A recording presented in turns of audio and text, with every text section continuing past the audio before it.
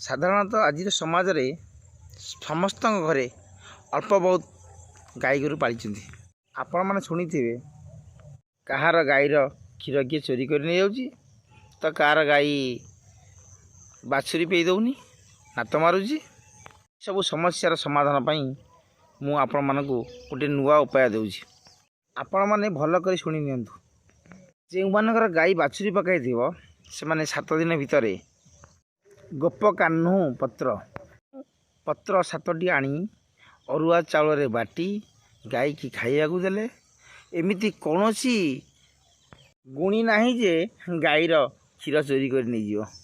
आउ गोटे सहज उपाय मु आपण मन कहूँ आपण मैंने ध्यान दे शुणु।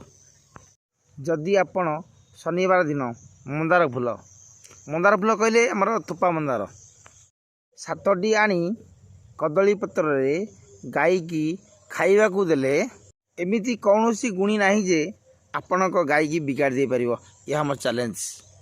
आपण माने वीडियो को लाइक करंतु, सब्सक्राइब करंतु, शेयर करिया को जमा भूलिबेनी।